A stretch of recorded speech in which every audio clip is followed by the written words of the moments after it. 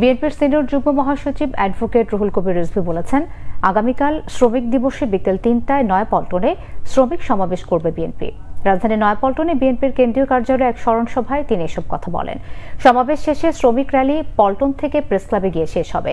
এ বিষয়ে পুলিশকে অবহিত করা হয়েছে জানিয়ে রিজভী আরও বলেন, দ্রব্যমূল্যের চাপে শ্রমিকরা দুর্বিষহ জীবনযাপন করছে।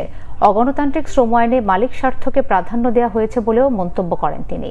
গ্যাস বিদ্যুতের দাম বৃদ্ধির চাপ পড়েছে কলকারখানায়, বিধায় দেশে অগণিত কারখানা বন্ধ হচ্ছে বলেও জানান রিজভী আহমেদ। ফলে মানবেতর পরিস্থিতিতে দেশের শ্রমিকের অধিকার প্রতিষ্ঠার এই র্যালিতে সর্বস্তরের মানুষ অংশ নেবে বলেও আশা প্রকাশ করেন বিএনপির এই নেতা। বাংলাদেশে আজ সবচেয়ে অবহেলিত শ্রমিক সমাজ। দ্রব্যমূল্যের ঊর্ধ্বগতি, চরম মূল্যস্ফীতি, জীবনযাত্রার ব্যয় বৃদ্ধি, বাজার মূল্যের সাথে অসঙ্গতি, কম মজুরিতে শ্রমিক সমাজের এখন বেঁচে থাকায় কষ্টকর।